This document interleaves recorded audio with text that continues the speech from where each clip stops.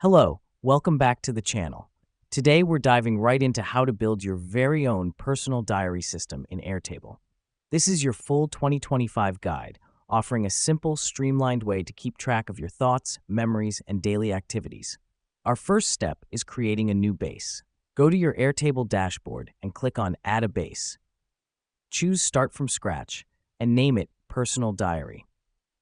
This is the foundation of our system. It will hold all our diary entries, making everything easily accessible in one place.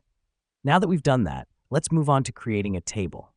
Click on the plus button and name your table Diary Entries. Tables help us organize our entries by subject, date, or any other categorization method you prefer. Next up, we're going to add our fields. Think of these like the components of your diary entries. For example, you might have fields for date, title, and entry. Click on the plus button next to the default fields and start adding your own. The reason we do this is to break our entries down into manageable, searchable chunks, making it easier to navigate and review our diary later. Now it's time for a quick pause. Let me explain why this matters. By structuring our diary like this, we're not just jotting down our thoughts, we're creating a living, evolving database of our lives. It's your diary, but it's also so much more. Okay, moving on. Our final step is to add a tags field.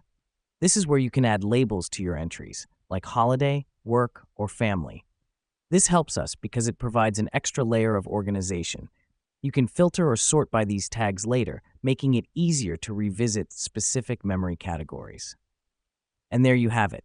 You've just built your personal diary system in Airtable.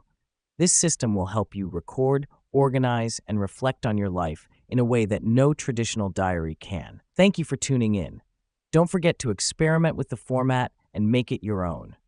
Remember, your diary is a personal space, so feel free to customize it the way that works best for you.